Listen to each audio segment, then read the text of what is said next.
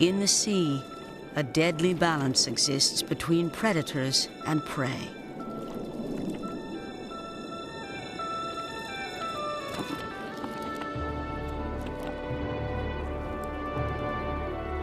Small creatures survive by stealth and concealment, while hunters depend upon strength, cunning, and ambush.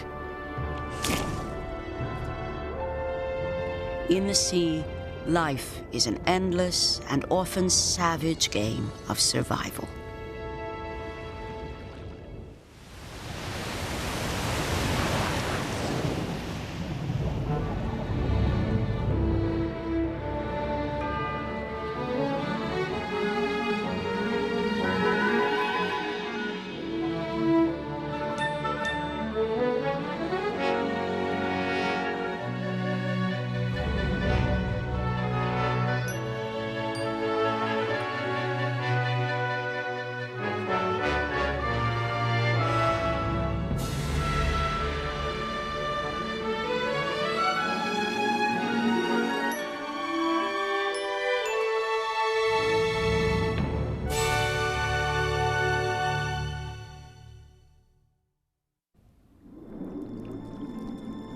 In the sea, a deadly balance exists between predators and prey, and every day is a life and death struggle to survive.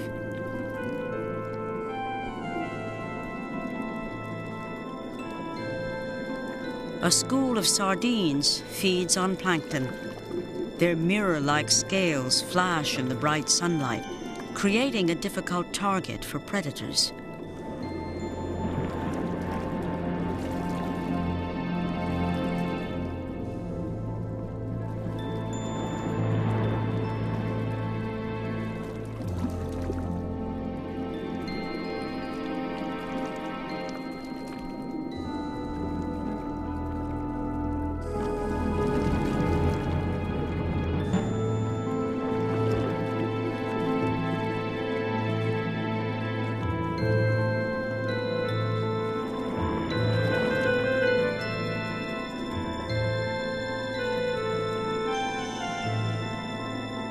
Schooling behavior is an excellent way to confuse hunters.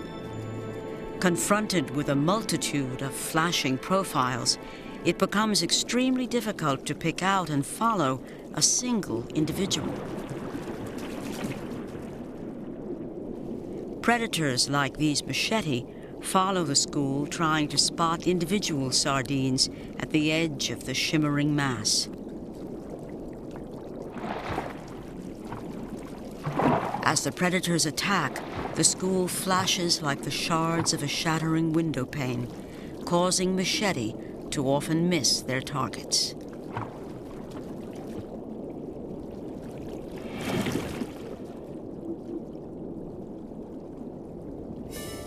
In the open ocean, there are hunters that specialize in attacking schooling prey. Hunters armed with swords. The swordsmen are striped marlin.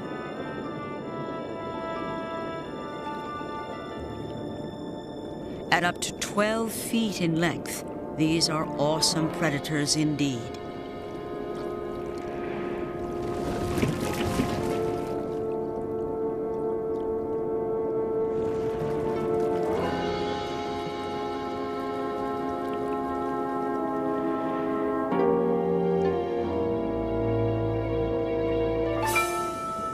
A dozen marlin have isolated a school of sardines in the open sea.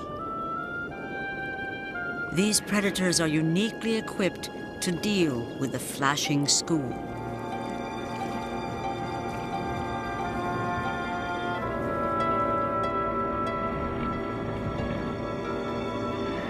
Marlin take turns rushing through the school.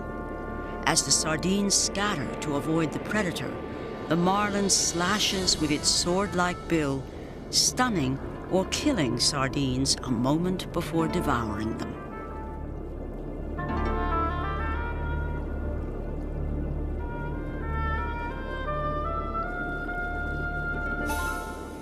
Occasionally, the sardines try to escape, by making a desperate dash for deep water.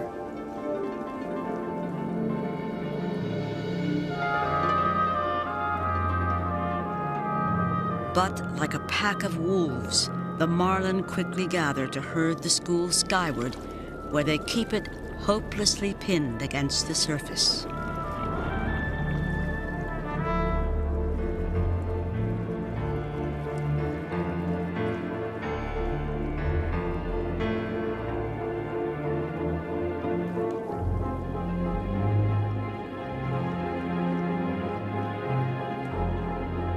Then the predators resume, taking their turns slashing through the writhing mass.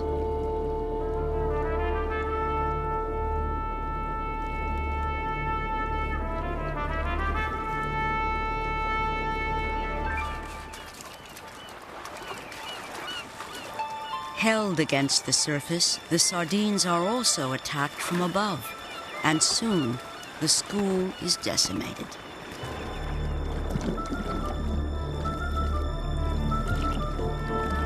Only a few sardines remain, and the frenzy intensifies as marlin compete to satisfy their appetites.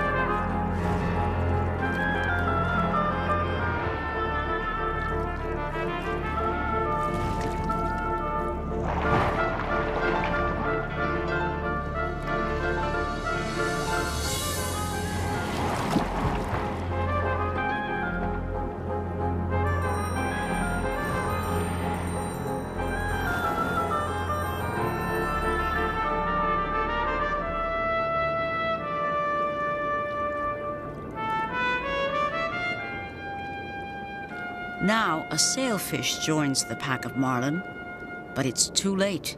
The sardines are gone.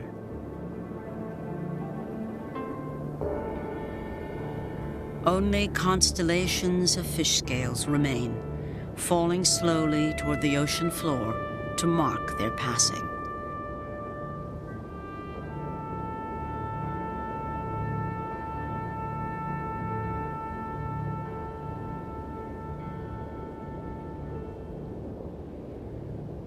In many areas of the eastern Pacific, the ocean floor is covered with colorful clusters of hard, coralline algae.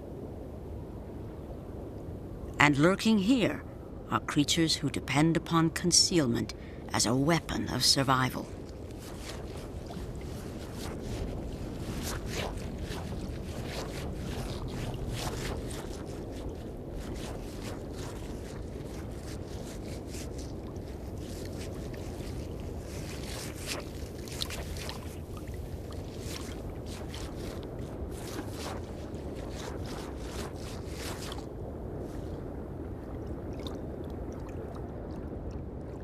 Snake eels move beneath the rubble as easily as they move above it. They emerge occasionally to forage on the surface for crustaceans and mollusks.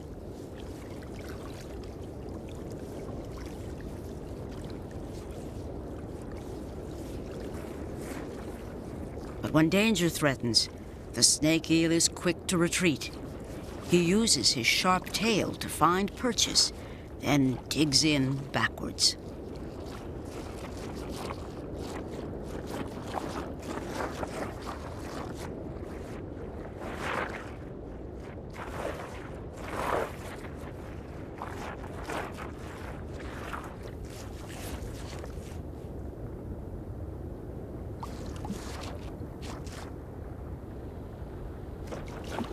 Living beneath the rubble is an excellent way to avoid being harassed by many indiscriminate predators.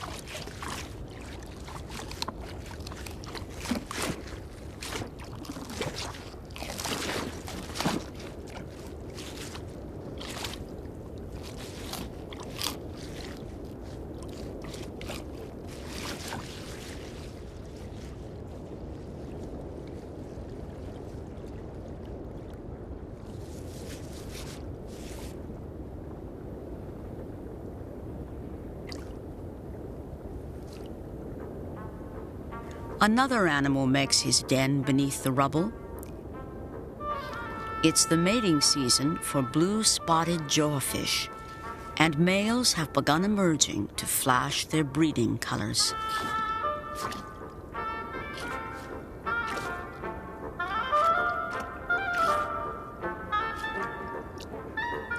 They leave the safety of their dens only long enough to attract the attention of the opposite sex. For the female, love is a more dangerous game. She must leave her safe den to rendezvous with any male she finds attractive. She is not a strong swimmer, and danger may be concealed at every turn. The scorpion fish is almost perfectly camouflaged against the colorful coralline rubble. He is an ambush predator.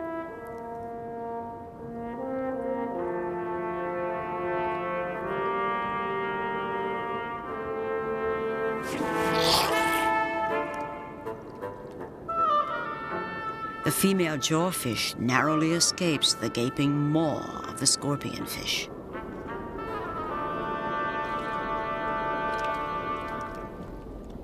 The experience has put her out of the mood, and she immediately begins building a new burrow.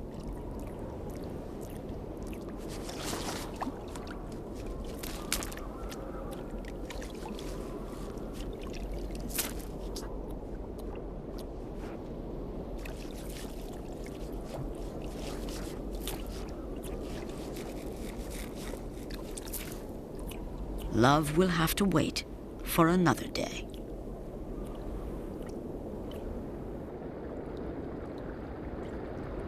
A school of sand divers hovers over another sandy plain.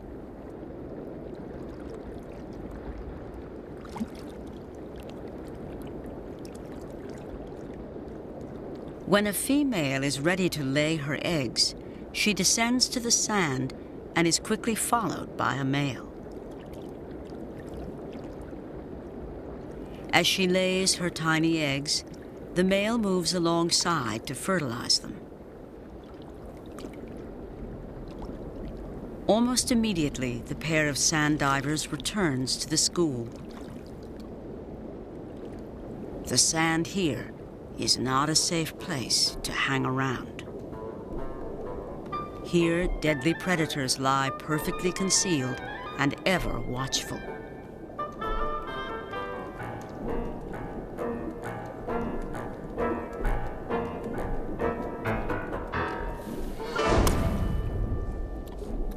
The sand was concealing a stargazer.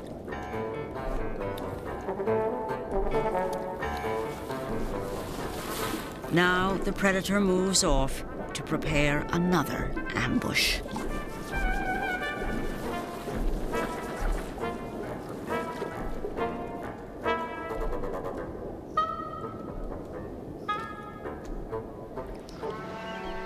Some fish prefer not to entrust the survival of their young to the dangerous world in which they live.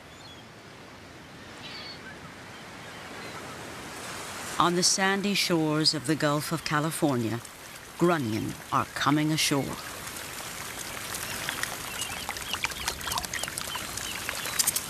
Within minutes, the entire school has cast themselves from the sea, blanketing the beach in a slippery carpet.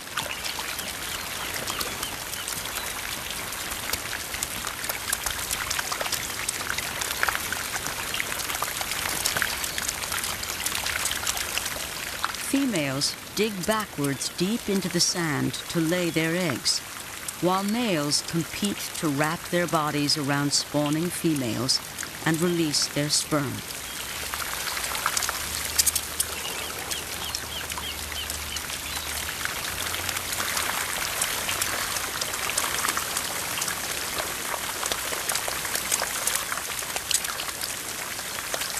The eggs are deposited several inches below the sand, safe from swimming predators.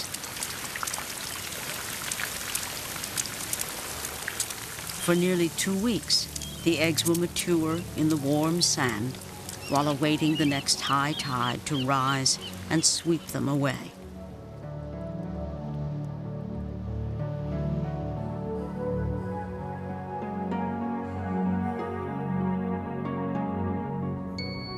In the dark sea, nocturnal predators emerge to roam the night. The Baler snail is a nocturnal hunter. The snail has tiny, poorly evolved eyes, but what the Baler lacks in eyesight is compensated by having a really big nose.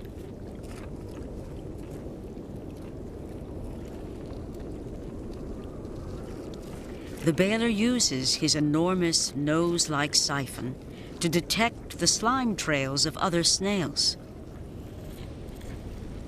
And this is an ideal prey for the hunter. It's a ton snail. As it moves, the ton snail leaves its signature in the slime it deposits on the sand.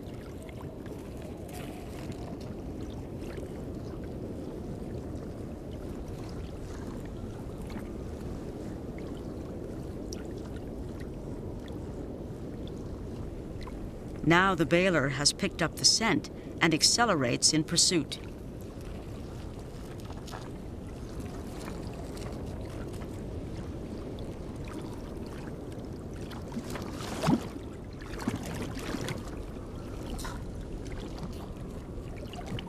The Baler wraps the ton snail within its deadly mantle and slowly begins to dissolve its victim.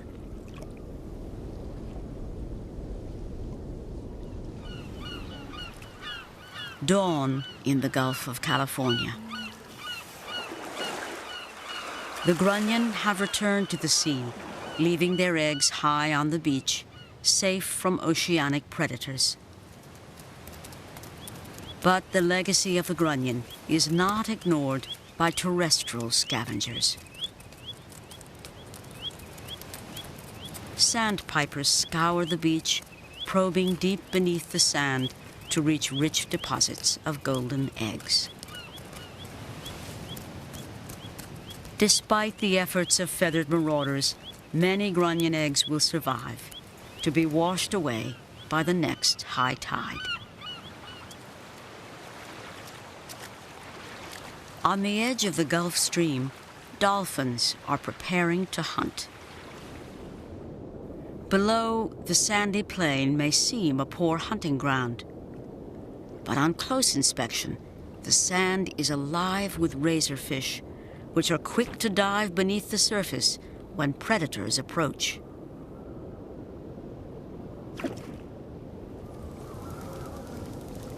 Bottlenose dolphins cruise over the plains, scanning for hidden prey. These animals use incredibly sensitive echolocation to detect fish hiding beneath the sand.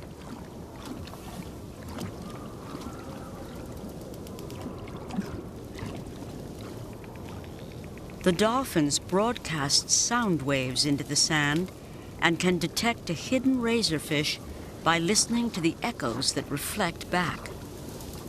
In this way, the dolphin can essentially see a razorfish hiding several inches below the surface.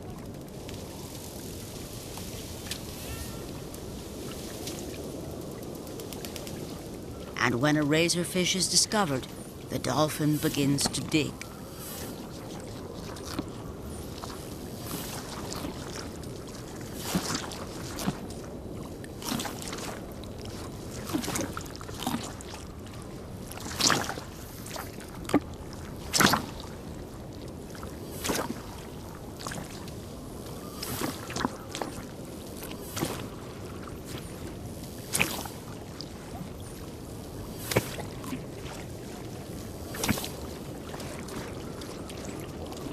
Finally, the dolphin emerges with his tiny prize.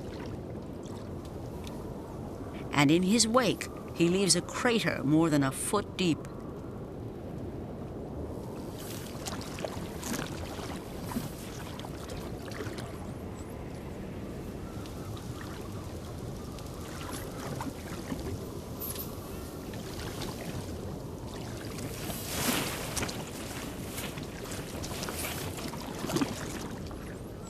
The tiny razorfish seem a small prize for so large a predator. But the dolphins may graze on these sandy plains all day, and this is but one of many ways that bottlenose dolphins feed.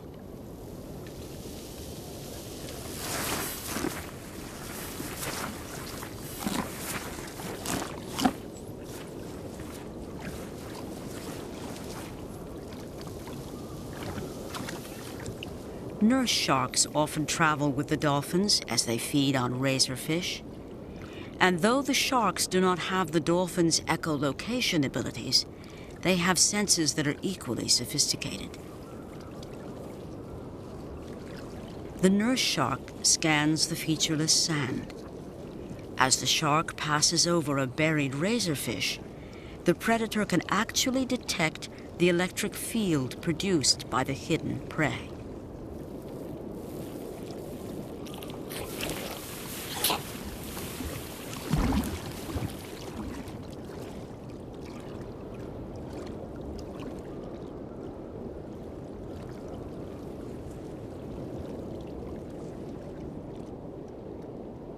Life in the sea often seems a relentless food chain, with each animal forever feeding on others, while endlessly in danger of becoming prey itself.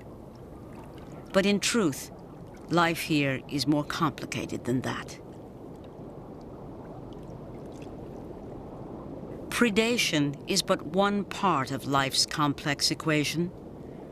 Often the violence is suspended as different species come together, helping one another in acts of mutual benefit. Here, bright yellow barberfish gather around chubs to clean their skin. The barberfish receive a meal, while the chubs are relieved of skin irritations and potentially deadly parasites.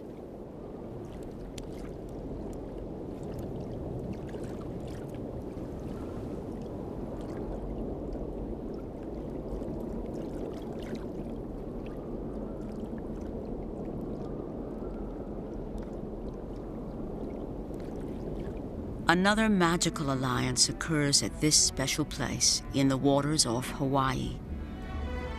Many of the reef fish here are vegetarians who scour dead coral to harvest a sparse growth of algae.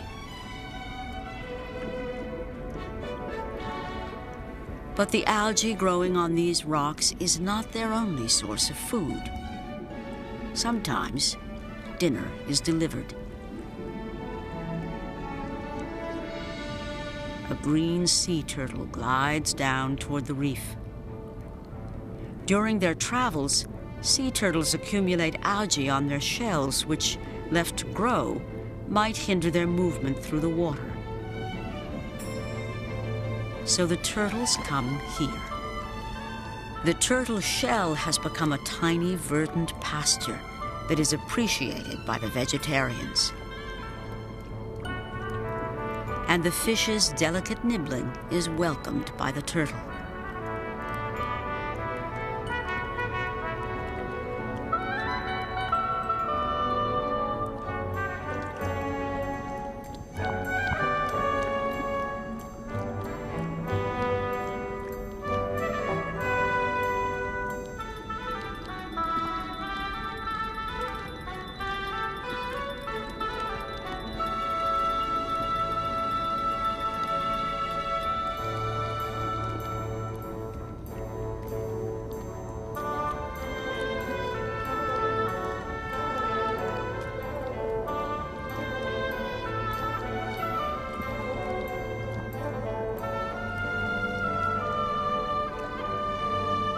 All day long, these gentle vagabonds drift in from the deep sea and pause to be welcomed at this special place.